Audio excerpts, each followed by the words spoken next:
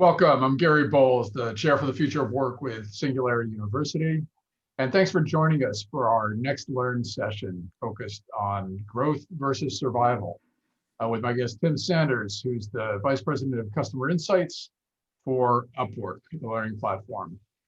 This is a topic that I've been fascinated by for years, always the one in the room that is talking about lifelong learning. So it's a tremendous opportunity to be able to have a great conversation with Tim. We want to make this as interactive as possible, though. So I'd love to ask you to use the chat line for the session as a way to communicate. So first off, we'd love you to tell your name and where you're connecting in from. Love you to just drop that in the chat line. And then as we go along, if you have questions that you'd like us to address in real time as we're going along, please start it with a question mark so that we can catch it in the chat screen. And if you have an insight that you want to offer to the rest of the attendees, then just start that with an exclamation point. And that'll let others know that this is an insight or a link that you want to point to. So, and we'll be dropping in links of some of the things that we're going to be discussing as we go along. Now, as I said, this is a topic that fascinates me. I've got 9 courses on LinkedIn Learning with about 1/3 students. One of the courses on learning agility, one is on learning mindset.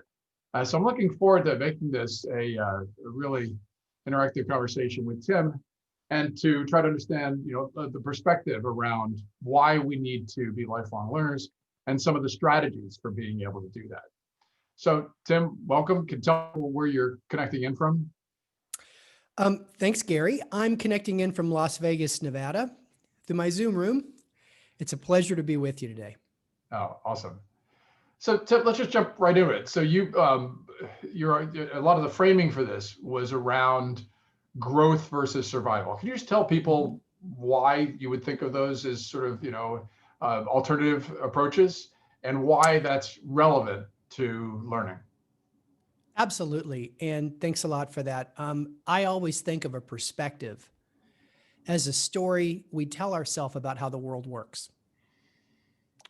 Political perspective, ideological perspective, business perspective. It's just a story that we tell ourselves. So for a very long time, I'd say since my mid-30s, when I turned my life around through learning, I've always believed that change is constant, disruption is imminent, and you can future-proof yourself through lifelong learning. And I got to say, the inspiration for that paradigm, Gary, came from a person I went to work for him in 1997. It was a startup. It was Dallas, Texas. He was this big, tall, very charismatic, but super smart person who believed that audio and video over the internet was going to revolutionize how we took in content and how the world worked. His name was Mark Cuban. And what I remember about working for Mark is that he would break off any social engagement, leave a pickup basketball game early to get home and read, because he was a voracious student of change. And he always said, the future's in the library and the bookstore, but most people are just too lazy to investigate it. So he was always trying to stay one step ahead. And he had this saying, and he said, if you feed your mind well, you can trust your gut when the moment is here. And I always followed that. It became broadcast.com, of course. He had the largest IPO gain in history for the opening day until Snowflake recently. But he continues to be that student of how the world changes. It rubbed off on me. I began to copy some of his reading patterns, which we can talk about. And I got to tell you, Gary, it changed my life. I went from an inside sales executive for Mark to chief solutions officer at Yahoo in less time than it takes to go to college. And I really credit that to being one step ahead of change and then learning how to teach others around me, including customers and partners, about this change and to share what I've learned. So for me, growth is a constant challenge fueled by the emotion of curiosity to expand my knowledge base so that I can help others succeed, whether they're inside my company or out in the community. And the growth mindset comes from that story I tell myself about constant change and imminent disruption. The survival mindset is more of a fixed mindset. It says, I'm about as smart as I'm ever going to be. I can be more informed, but I'll never be smarter. And the purpose of life is to survive to get to the next day. Surprisingly, our environment can shape that perspective. In other words, our stories can be rewritten, especially if they're dramatic stories. Like think of COVID-19 and how many people that can put into survival mode. Madeline McIntosh, a friend of mine at Random House, recently talked about how book reading went down and it went back up. I just pinged her the other day to get a clarification on this. It's novels. So when it comes to business content, hard business content, COVID-19 hasn't been friendly to the growth mindset. It's definitely put a lot of people into survival mode. And I think that's the binary challenge of our times right now. Yeah, absolutely. Now, I do have to say, even with that, for my course on LinkedIn Learning, I've seen a tremendous spike. So I think there are things things we lose, and then things we gain back. But yes, I think that certainly I wrote a piece back in March called "The Great Reset," where I said there's going to be this sort of initial falling off the cliff phase, and then this sort of second riffling along the bottom phase. And during uncertain times, we do tend to sort of fall back down, Maslow's ladder and the Maslow's hierarchy, and we tend to sort of focus more on what's right in front of us and trying to solve those problems. Now, Yeah, I see that. Yeah. You mentioned a number of things I want to make sure we're sort of unpacking. So first off, it is a constant sort of mantra with the Singularity University community that change is constant, if not exponential. But I think you've talked about the ski slope of disruption. So help us understand what that framing is. Absolutely. So previous to joining UpWork, I ran a research firm called Deeper Media, and we did a multi-year study really analyzing the rate of disruption.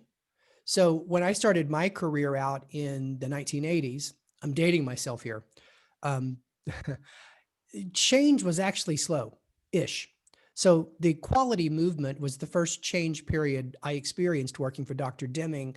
We brought this new way of thinking about manufacturing, specifically leaving the world of inspection and moving to a new world of statistical design for quality. Gary, that took at least 15 years to actually disrupt business models globally. It didn't happen quickly. Throughout my career, we've witnessed the shrinking timeline of how long it takes for disruption to actually impact business models. By the 2010s, and when the study was finished in 2018, we estimated it took about 9 months for a disruptive innovation to make a big enough impact on business models to force leaders to change or die. And the analogy I always use to describe this is that when I think of leadership, whether you're leading an entrepreneurial startup, leading a group inside your company, leading an entire company, it's like downhill skiing. The game gets faster close to the bottom. And Gary, accuracy counts. And when I think of agility, I never think of it as being purely fast. I think about staying upright and getting there in a reasonable amount of time. And I think all of it has to do with this accelerating rate of disruption being driven not only by technology, but by the transparency of the media environment that allows us to discover these disruptive innovations even faster than organizations can market them to us. I do want to make sure that our listeners caught some of the references that Tim just made. So for instance, when he talked about Deming, so many of you may know that this is the man who catalyzed a lot of the quality movement, which turned manufacturing arenas like Japan into powerhouses. And so when he's talking about some of the insights of Deming, it's very valuable to go back and read a lot of the ways he thought about how we could do continuous process improvement.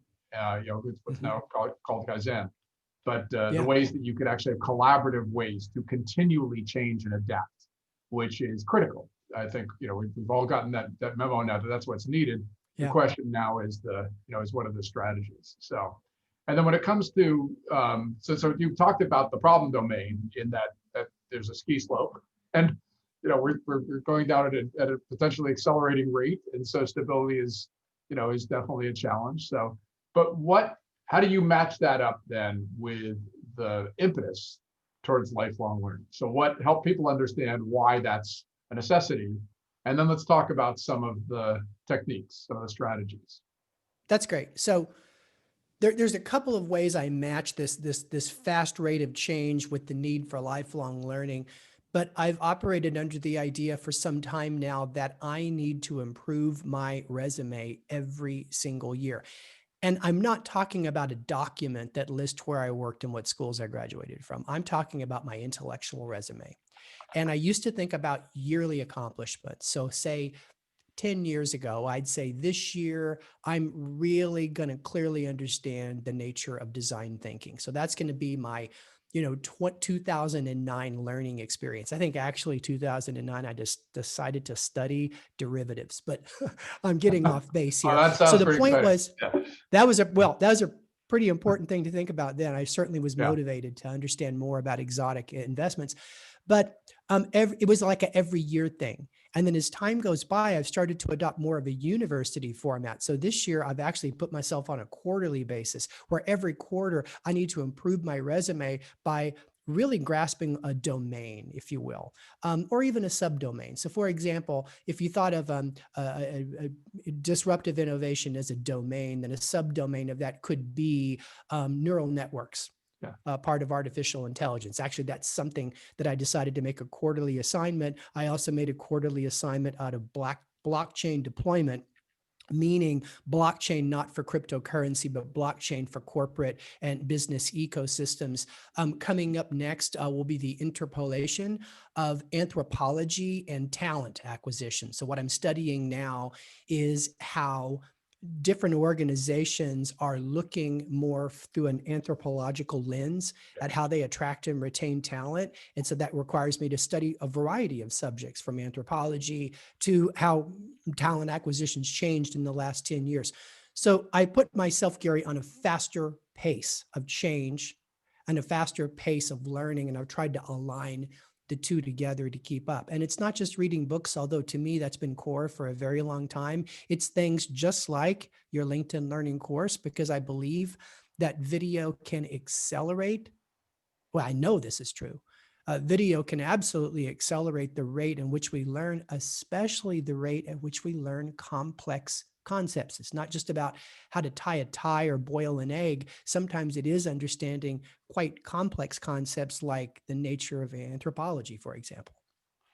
So Tim, you pointed out a couple of characteristics that I think are important for us to make sure we're highlighting. So the first is curiosity. And we talk about curiosity like it's just a general net positive or net good. And the truth is, as humans, we're born curious. The challenge, right, as Sir Ken Robinson said, and bless his soul, Ken passed away quite recently.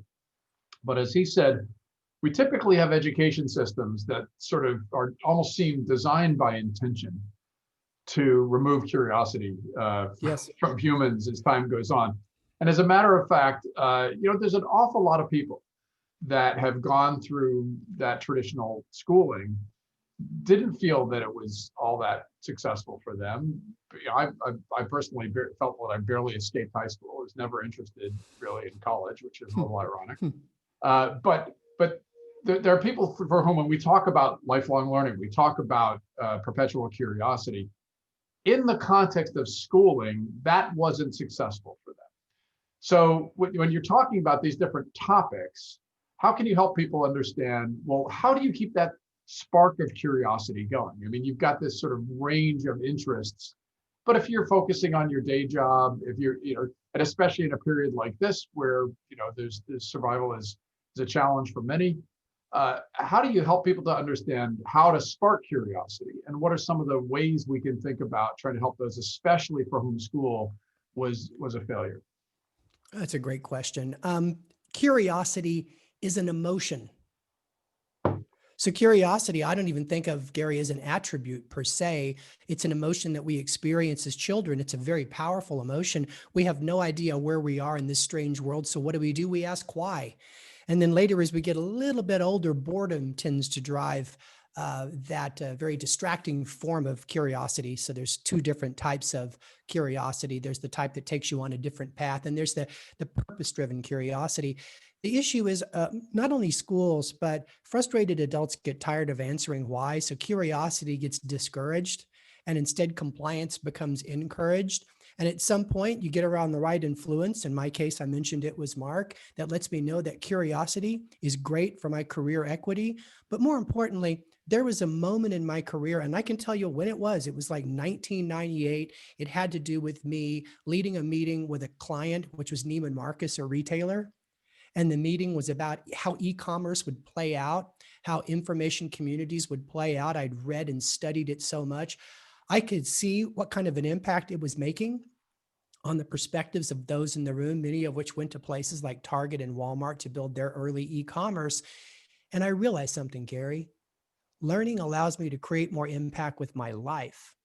Like when I wrote the book, Love is the Killer App, that was what it was about. The purpose of reading is sharing. The purpose of sharing is living. So we have to have a reward for curiosity as adults to really withstand any discouragement. I also think that we have to be in a culture, like in school, it's a great culture for learning. But in the organizations you work at, you need to be in the right culture that encourages, rewards curiosity. And I think if we recognize what it can do for other people, I think we can even rise above a corporate community we might be part of that discourages, quote, wasting time doing research. So just think about what you can do to learn and mentor others, because through that emotional feedback loop, you can maintain that 5 whys curiosity of a 5-year-old. Yeah, absolutely. So, and I'm glad you mentioned 5-year-olds. So I have parents ask me all the time, in a world of uncertainty, how, will their kids be okay? And what I often tell them is, so first off, it is a challenging time.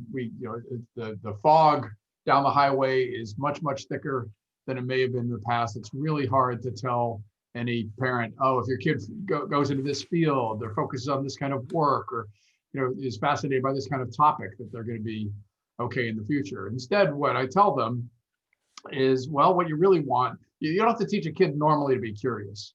What you want to try to do is teach a kid to be all in on curious about something. When my our son, who's now 24, was 2.5, it was bugs, and you would ask him. Somebody would ask him, did you want to be an entomologist someday? And he would put his little hands on his hips and he'd say, I am an entomologist. And when he went to kindergarten, he went back to his preschool and did bug lectures for the kids. Now, it's not bugs today. It's a totally different topic. But the fact that he went all in, that he was fascinated by something, and then moved on to another topic and another topic, that is what we need to continue to spark in youth. Now you've talked about sort of a rotation of those topics or those interests. So, and I think you had an image to show people, but I do. That is part of, it sounds like to me, that's that's one strategy for continually trying to have that sort of landscape of curiosity of the things that you're interested in, and then prioritizing and focusing on, diving deeper into learning on some of those topics. So let me talk a little bit about that. But first, I'd like to take a quick diversion, if I could, Gary, about how we can influence others to be curious, because I think that's such an important discussion. It's got many people that are watching. You lead something, you lead a small team, you lead a company, you lead a family, whatever it is. You need to lead others to become more curious. And so one of the things I do, I was doing it this morning on a check-in call with one of our teams at UpWork. I always ask people, what did you learn in response to this situation? I'm inspired by a conversation between the former CEO of Blockbuster, Jim Keyes, and Nelson Mandela. Now think about that conversation a few years ago when he met Mandela. I think it was actually quite some time ago. But anyway, Jim talked to Nelson Mandela about why he was so studious when he was in prison. I mean, he got a lot of grief, for gosh sakes, right? And Nelson said, I never lose. When I don't win, I learn. And I really took a lot away from that as a leader and a manager. So every time anyone on my team faces a challenge, faces adversity, and sometimes faces difficult opportunities, the postmortem is always, what did you learn? With my son, he's 34, I always ask him, what did you learn this month? So I think we as leaders need to encourage that. Turning the page to your question, if you want to be a lifelong learner, you got to have 4 things in place. You got to have time, You have to have a curriculum to guide your curiosity. You need to have a technique for absorbing knowledge. Most importantly, Gary, you need a feedback loop, because knowledge means nothing until you share it and gain feedback. In other words, see it from other people's perspective or other context. That knowledge then kind of gravitates more towards an insight or wisdom, if you will. Now, the technique piece is what I think a lot about. That's what I'm going to share with you here. Doing a lot of learning can burn you out if you focus it only on your core subject, meaning something super related to your current job. So in my life, and you can just call it a reading rotation, I try to read a book every month, cover to cover. I've slowed down a little bit, but still that's a solid 12 in a year. It used to be a multiple of that. Think of it as a learning rotation. You want to spend about a third of your time studying the core of what's relevant to your career or your challenge, whatever that is, right? You may be involved in community service, but core reading. Then you want to read something that's just adjacent to it. Mark Cuban called that edge level curiosity, something that's not exactly pertinent to what you're doing, but it's just right there on the edge. For example, he studied the nature of branding, the history of branding. It didn't have anything to do necessarily with the technology of audio video, but it came in very handy to him later in his career when he bought a basketball team. Then there's things that we read that are just interesting and they keep us in love with learning, because we do have a relationship with learning. You can't just keep reading difficult stuff. So for example, right now I'm reading this book called Competing in the Age of AI. Is because I'm always looking at how companies can gain a competitive advantage by completing their journey to digital transformation. I found the book through a Harvard Business Review article that had a summary of it. In fact, I'm having a curiosity conversation tomorrow with one of the authors, Kareem Lakhani from Harvard. I'll tell you later about what a curiosity conversation is. What is adjacent? This book called The Tech Humanist. Just really enjoyed reading that book. And it has to do with how to make tech more human, especially as it moves to a world of automation and robots. You can see that's adjacent. And then finally, what's interesting to me, I'm super interested in why electricity innovation is so darn slow. This book, Empires of Light, studies the history of technology and gives me a better perspective to understand why battery innovation operates at 1/10 the speed of computer chip innovation, which is like just a curiosity for curiosity's sake. But collectively, you can see, Gary, that's a pretty diverse kind of thing I'm working on right now, and it keeps me in love with learning. That's excellent. So I just want to give a couple of shout outs. So I know Horatio had asked the question about a specific methodology of how to learn. So I think you just offered, one sort of context for it. Also, Horatio, just check out, you can just look at the outline of the course that I've got on LinkedIn Learning on learning mindset, and then another one on learning agility. And I talk about some of those different models for how you do that. But it's also, I think, one of the things I want to point out to our listeners is that humans are trial and error machines. When we, I will often say, when you're born, nobody gave you the user manual of you. Nobody came to, no nurse came to your parents and said, "Oh, it's a beautiful child, and by the way, here's the user manual." When you buy one of these digital distraction machines, it has a user manual. It says what it's good at, what it's going to be fascinated by, what it's going to learn best, and that sort of thing. But nobody gave you that manual, so you have to basically go through a trial and error process. What is the spark for that trial and error process is what exactly Tim is talking about, your curiosity. And sometimes what happens is we're exposed to something and we're just not interested. So not to play dueling slides, but I'll just show the one example of how I do this. So what happens with a lot of people is you have a spectrum of interest or purpose of things in your life that as you're building the user manual of you. And what ends up happening is you may find that you have no interest in a topic. Something comes in your Facebook feed, or somebody mentions something, but then what you were talking about, Tim, is you actually have developed a deeper and deeper interest, and you've actually specifically and deliberately built that portfolio of interest and gone deep into it to learn more and more about it. Now, some people look at that process and they say, "Oh God, I haven't found something I'm passionate about yet, or something that I really want to dive in on." And an awful lot of that is the combination of exposure and methodology. Is if the way you've been doing it in the past, just sort of randomly reading things, isn't working, then I'd say definitely follow Tim's much more intentional process of trying to figure that out. Because what ends up happening is there are speed bumps along learning. there are things we run into where, oh, that was a little harder to understand than I thought, or maybe I've got to spend more time diving into that. And then sometimes we just pull back, like before we can really develop a deep interest in it. And so I think that's important for people to really acknowledge, is that everybody learns, many people learn in different ways, and we all have different processes by which we get a chance to test out our curiosity, to try to go in on a curiosity. And a lot of times we can run into barriers that stop us from going deeper into a topic that might have been a fascinating area of passion, or eventually even future work for us. Yeah, exactly. And one of the ways that we know that learning is making an impact is by sharing. And I mentioned that before. Yeah. So John Kelly asked a question, Gary, which books had the biggest impact on your life or career? So I want to go first because I'll show you how a specific book has a big impact on my life, because it has a big impact on other people's lives. So if I were to pick one book that had a huge impact on my personal life, it was when I read The Art of Happiness by the Dalai Lama. And I learned from him that compassion is your sincere desire that others do not suffer unnecessarily. Happiness is the absence of negative thought. Those were groundbreaking things for me to absorb, especially given my background growing up on a farm and a farmhouse, and really seeing the world in a much wider point of view. I can't tell you how many times I shared those two insights with people that were struggling in some way in their life, and it really helped them. And I saw the impact it made. The book that made the biggest impact on my career, same reason. I read a book, Turn of the Century, The Experience Economy by Joseph Pine and Jim Gilmore. And it predicted a world where companies would move from building a capacity to deliver benefits with services to a new world where we staged experiences around those services and were much more memorable. I've shared that with so many people over the 20-year time span. That's why they're the best books I've read, not just because I enjoyed them, not just because I personally gained something by reading them.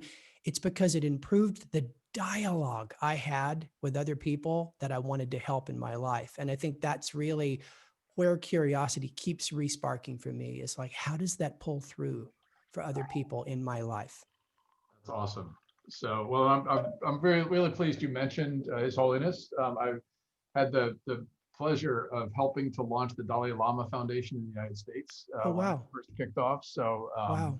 I'm a deep student of His Holiness. So, but just to tell you, I'll tell you probably the book that's had the most influence on my life, and also the most influential on my career. As I mentioned, I barely escaped high school. I wasn't really interested in college. I ended up doing dozens of odd jobs in a range of different contexts. But one of the things I did is I fell into the family business. So it just so happens that my father was a recovering minister who had been laid off. He went to go write a pamphlet to help other ministers who'd been laid off. And it turned into a book called What Color is Your Parachute?, which Oh, became yeah. the world's enduring career manual. 10 million copies in print, 17 languages.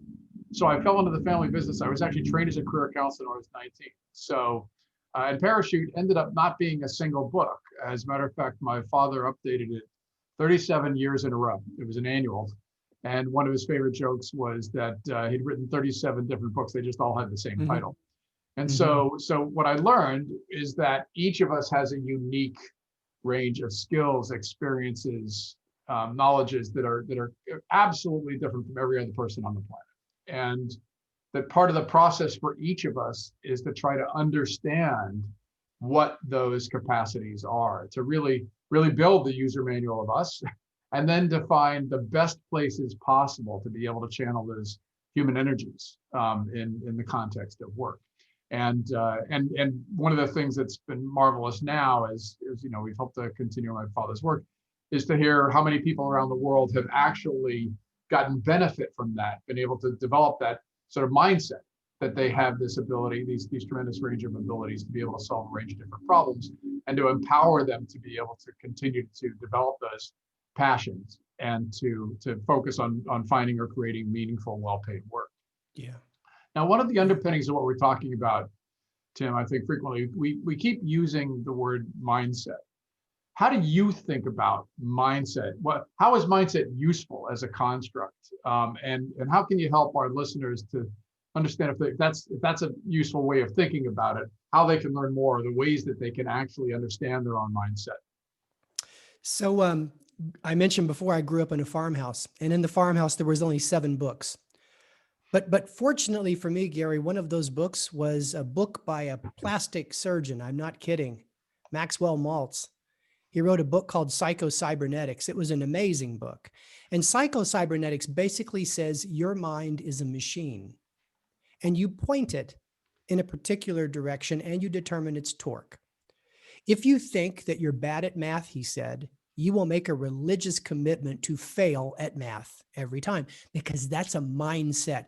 I think of mindset as our ability to take that machine, and our machine, by the way, that's not your thoughts. Your mind is not your thoughts, okay? You take that mind and you point it to a particular goal state. Maybe in this situation, we're talking about knowledge or understanding of a domain, and you give it a torque, meaning you give it an amount of energy. I believe mindset is the nature of that machine's direction, and how that direction just drives everything that you do. So for example, Carol Dweck, you and I've talked about her, Professor Carol Dweck, great book called Mindset. And she said certain people have the growth mindset and certain people have a fixed mindset. And that means if you have a growth mindset, then you point your mind towards continuous learning, especially around challenge and adversity. These are teachable moments. If you have a fixed mindset, you point your mind to continuity. I just want things to stay the same because I will always be the same. And if you see, Gary, it's really a question of where we point that powerful, powerful machine, that engine of human capacity. So that's what I think of when I think of mindset. Absolutely. So, and when I mentioned the LinkedIn course on learning mindset, what I find is that the each of us has our own journey. We have our own path. Mm-hmm. But if you wake up in the morning and you have much more of the kind of mindset that you're talking about, what can I learn today? That's actually a fairly easy habit to develop. Right. All of us, our lives, can become overwhelming at times. Lots of different things in the COVID era, many things to adapt to. But each of us, when we wake up in the morning, to some extent, we're hitting a little bit of the reset button. That is, this is a new day to start something, and potentially to have, you can put a card next to your table that just reminds you, what am I going to learn today? And then to reflect at the end of the day, or after a series of meetings, or after reading some of the things that you've learned, so that you can continually instantiate learning. Because that's unfortunately one of the challenges, is because we don't have that user manual of us. We don't see all of the different knowledges that we're gaining. When you were talking, Tim, about diving in on things, that's actually one of the challenges for learning is there's no Fitbit for learning. That is, there's nothing that's going to show us, oh, you've topped up your learning capacity for the day. You've done your 10,000 mind steps, and so instead we have to find ways to be able to continually codify that, to be able to capture that, the fact that we have learned, and to be able to see that as helping us to move along a path. Yeah. Well, I've really thought a lot about how do you measure learning. So you bring up a great point. There's 2 types of conversations I like to have as I try to grow as a person. I mentioned before curiosity conversations. For those of you that are interested in that, Brian Grazer, the movie producer, wrote a book called A Curious Mind. And he developed these curiosity conversations where he'd sit down with someone who had knowledge over a domain he was curious about, and he would ask a lot of questions. And you'd be surprised who Brian convinced early in his career, before he was a rock star producer, to spend time with him. People respond to that. But what I find myself getting into now to measure what I've learned is what I call challenger conversations. So for example, I'm going to have a challenger conversation with Tom Siebel in a few weeks. He originally was Siebel Systems, a CRM system. Now he is one of the world's authorities on digital transformation. And I'm going to go talk to him about what I'd learned, not just from his book, but from a variety of different learnings that I've had over the last year. And anybody that knows Tom knows that he will absolutely challenge you, point out your deltas, and give you more things to go learn. And so sometimes Explain putting what you mean yourself by in, explain what you mean by deltas, Tim, so people can. oh, deltas, sorry. So he's quick to point out what you don't know, Right. like what the knowledge deficit is in a domain. So if I'm going to actually talk to him about the Internet of Things, there is a significant likelihood that there's going to be subdomain subjects about IoT that I don't know enough about, like solar powered sensor technology. I'm just making that up. But the idea here is put yourself in a conversation with an expert on a subject you're trying to learn at some point of your journey where you think you have traction, and you'll know walking out if you got an A, a B, a C, or a D. And at least, Gary, you won't have 10,000 steps, but you might have somewhat of a report card about how you're doing this quarter on this curiosity that you're pursuing. So for me, it's, do I talk to someone who's going to challenge me? Or, and I'll finish with this, do I want to mentor somebody who's even more curious than I am about a domain? Because I find sometimes in the act of teaching and the feedback that comes from the grateful student, wow, do we learn a lot about what we thought we knew. Yeah, absolutely. No, there's two marvelous Chinese aphorisms. One is that when the student is ready, the teacher appears. Mhm. And then the second is when the student is done, or sorry, when the student is done, the teacher disappears. Right. So Oh, I love that. yeah, so the conception that there's actually it's a duality. It's useful for both sides. The teacher and the student are both ready. Yeah. And so that learning can progress. The teacher learns from the students in many cases, potentially as much as the student learns from the teacher. And Yeah. then when the student has reached the point where they understand enough about what they needed to learn and grow, then the teacher is no longer as necessary. The student themselves becomes their own teacher. So I think that's And actually a here's, quote from Star Wars. yeah, oh, I love that. And here's a little technique I've learned about mentorship. So let's say you're going to spend an hour with somebody mentoring them. I learned this from one of my mentors. The first 45 minutes you teach, the last 15 minutes you learn. Because the student, through gratitude, will tell you everything he or she knows, and you'll be surprised how much more they know than you about certain subjects.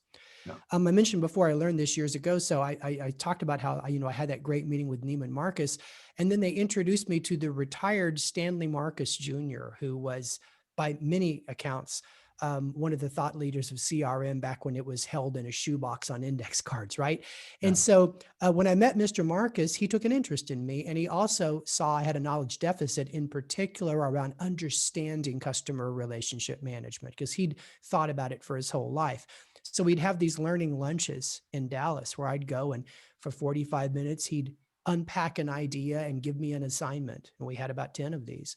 And what was always interesting, Gary, is that when it was time for dessert, he'd put his glasses on, get his little notebook out, get his cross pen ready, and he'd ask me 3 or 4 questions about my expertise, about what I was doing at broadcast.com. Simple questions like, help me understand the rate of broadband that you anticipate and how that can impact everything from marketing to learning. And I would tell him everything I knew, and he would take copious notes.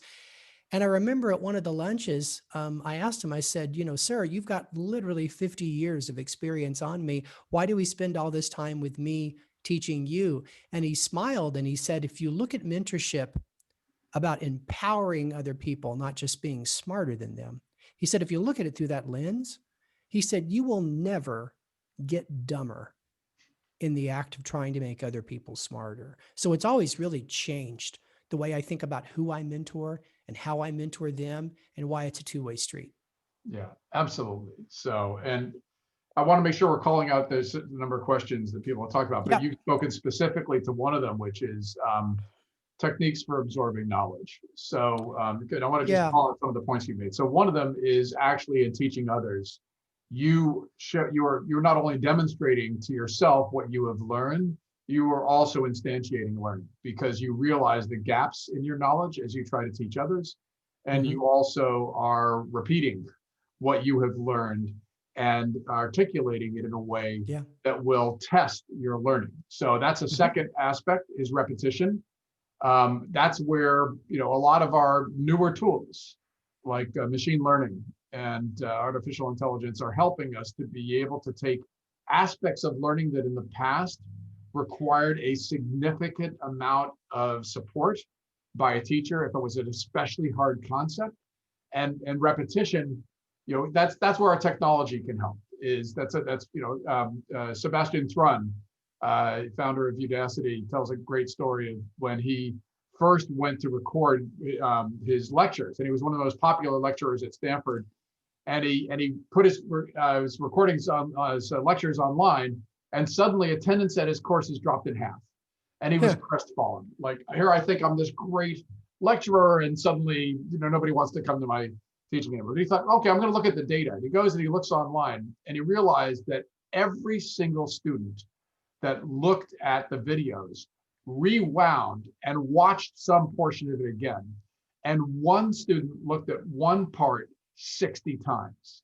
Yeah. So the student's not going to keep on raising their hands 59 times and saying, could you repeat that? Can you repeat that?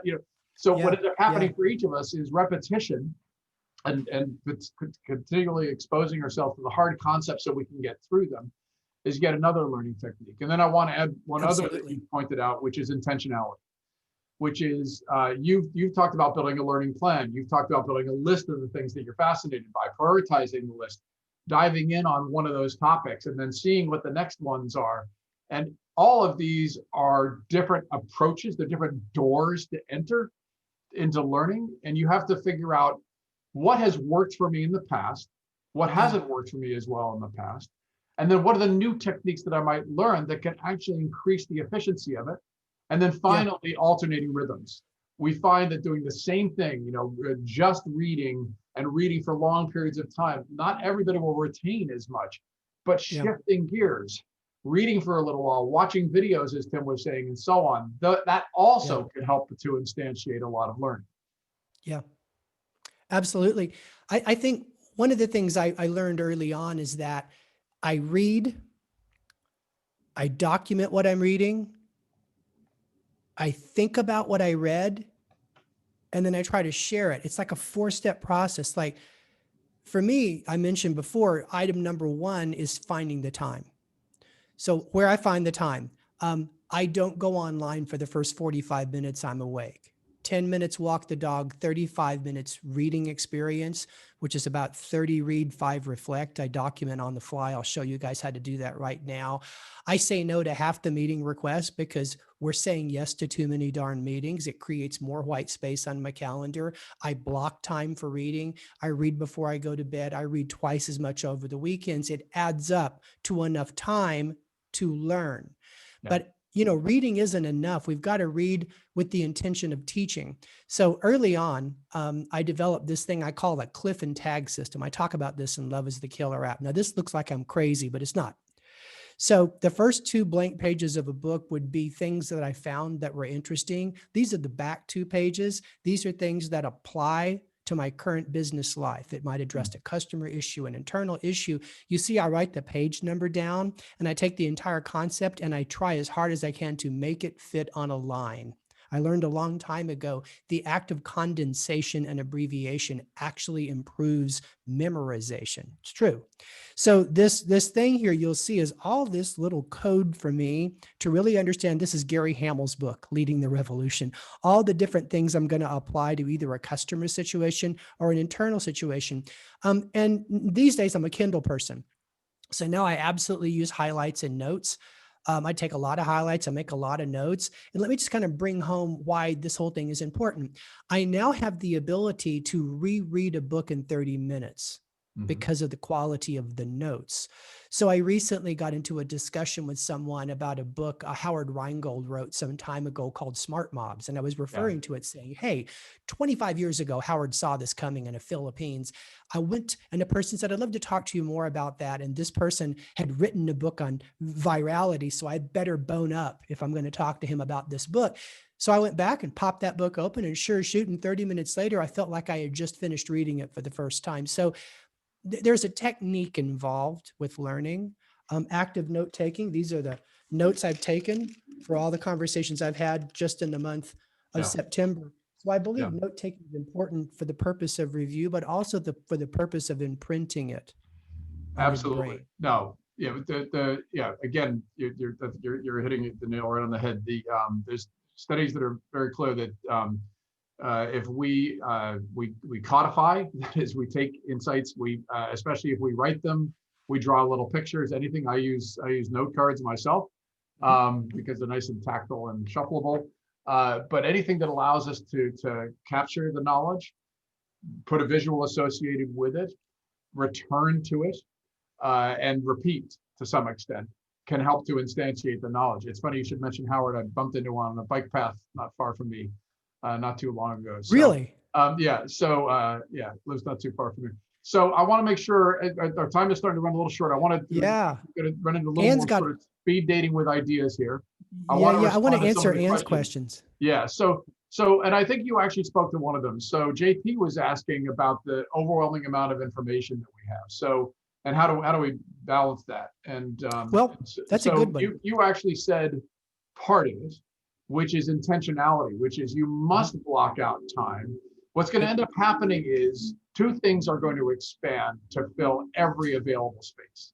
The first is work, and the Yep. second is the onslaught of information. That's right. So if you want to be scared, watch The Social Dilemma to see why you have such an Yeah. onslaught of Yeah. information. But basically, first be intentional, as Tim was talking about, and secondly, to be refining the sources of information so that you are choosing. That's And it. particularly, you're blocking out time in a day where you're okay. I'm not going to watch my news feed until this time. I gave it a half hour. Good, I'm done. Don't let Yeah. it continually be an onslaught throughout the day. Yep. Let me add one thing to this. So there's so much information out there. Years ago, I learned to create a mastermind group. A Napoleon Hill reference. I've gone Yeah, this long without yeah, making yeah, one, yeah, yeah. but I've really got a small mastermind group that I depend on for what I need to learn and where I'm going to learn it. So I mentioned before the Harvard Business Review. I love this, Gary. I go through it, every single word on every single page, because it's where I discover a lot of my core reads and some of my adjacent reads. I have a group of about 10 friends I built up over the years that just we're aligned in our Yeah. learning journeys. And so I really depend on them. What do I not depend on? Amazon suggestions, friends on Facebook, Right. the great unwashed, right? So it's like you've got to have a mastermind group to kind of boil that ocean down to the few things that really matter. And the last thing is you got to be willing to put down a bad book or quit a bad course quickly. Not everything that you start to read, you should finish. Not every course you start to learn from should you finish. And you've got to have that intuition when it's not giving you a good return on your attention. I call that ROA, really Yeah. important. Yeah, absolutely.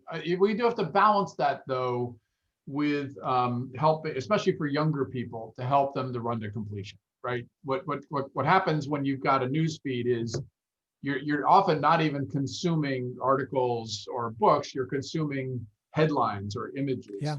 And in a Yeah. world of short attention span theater, we have to be careful about helping our young people to figure out under what circumstances should I actually be ensuring that I run to completion? Because what ends up Yep. happening if we only take that first bite, or we drop something pretty early on, there's some narratives that take a little while to develop. We want Yep. to help young people, especially, to develop the understanding of when Yep. it's very, very valuable to stick with it, get past the speed bumps, and Yep. try to get the best possible learning from experience. So Anne has a couple of questions I'd love to address. She wanted to know the second book. Anne, it's called The Experience Economy. The authors are Pine and Gilmore. Her other question, which is one I get asked a lot, is like, what's the difference between listening to an audiobook versus reading a book? And this is a really good question. So some people actually learn better through audiobooks and podcasts. I find there's really good research to support it. And I've talked to people who are avid audiobook listeners, and they're not just like listening to novels and history books, they're listening to difficult books. And some of them have created a hack, Gary, using their iPhone. and they have a recorder handy. There's literally a recorder app. So when I'm listening to an audiobook and something's really profound, I click on my recorder and this the file. I open it and I pause and I keep resuming it and I repeat what I just heard. And I might even back up for a second. So at the end of all that, I've got this audio file, which then I can use, speech to text. And now I begin to put together my notes. The point is, no matter what format you use that works for you, you've got to have some way to capture the knowledge you're learning so you can review it, because that's the way that you're going to learn how to develop that kernel of insight from a book so that Yeah. you can teach it to another person and they can either push back or give feedback and get into that real deep learning loop. Absolutely. So no, I think it's critical to learn your own learning style, and as I was saying earlier, also to try alternating rhythms, right? So I think Grace was just asking, which method would you use to teach? My answer is all the above. That is, different people learn in different ways, at different times, and in different contexts, right? So Yes. Grace, you're asking about a video or a podcast. There are times I'm out on a long bike ride and I want a podcast. Like I want to digest some concepts and I'm visualizing as I'm hearing it. I don't need somebody to make up the imagery for me. In other cases, the reason I've done so many courses on LinkedIn Learning and on Pluralsight is because also we tend to learn in sort of bite-sized chunks, between meetings and that sort of thing. And strong visuals can help a lot. So, and I'll give you an example. I also want to respond to Sanjeev, that asked a great question earlier. He was asking, can we go the other way around? Develop purpose first and learn skills to fill that purpose. So I want to just answer that one really quickly with one more quick screen sharing, and then we got a couple of questions I think we have to wrap up with. So, I've just posted on my LinkedIn feed. You can see I recorded a video on Ikigai. And so basically, this is the lifestyle approach that's practiced in Japan and Okinawa and other places, as detailed in Dan Buettner's Blue Zones. But basically, if you think of the sequence we go through as we are developing, especially in the world of work, we first figure out what we can get paid for. Eventually, maybe we get good at and get paid better. Then eventually, maybe we determine we can do what we love. And then some people keep on going and they find out what the world needs. They find out what the purpose that they're on the planet is. Now, young people often, in many cases, are flipping the stack. That is, they're first saying, well, wait a minute, what is it the world needs? What's my purpose? What do I feel the things that I most want to make sure come into the world are? Right. If you know that the world needs that, then that's going to be something you're going to love doing. If you love doing it, you're going to keep doing it until you get good at it. And if you get good at it, then you're going to get paid. This is increasingly the model that we're seeing a lot more young people are using. And it's a rational response to a world of exactly the kind of ski slope change that you were talking about. Exactly. And I think that you can develop a passion for your purpose.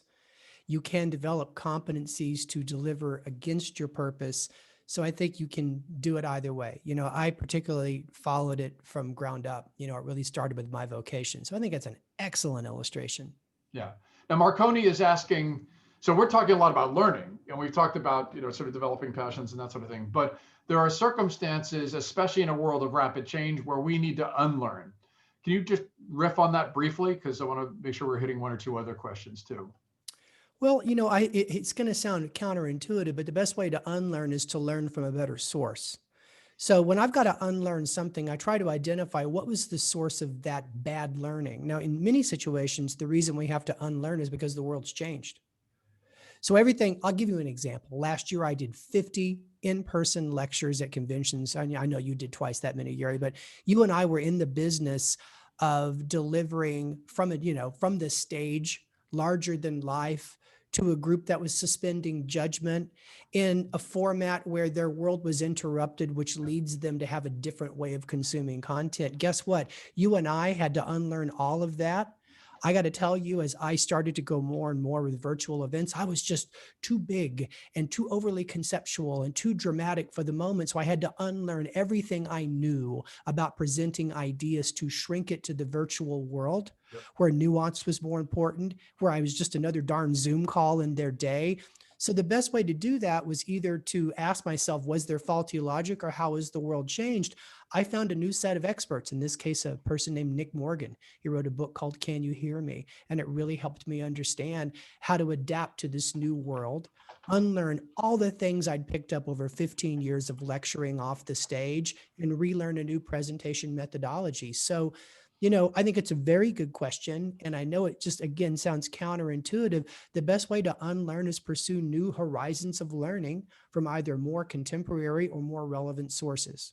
Absolutely. And then the other thing I'd add to that is challenge your assumptions. Is That's unlearning right. is often about we capture learning, we develop an expertise, and then we want to take that investment and we want to use it over and over again. So we think, oh, I learned this process, I'm going to use it again here and use it again here.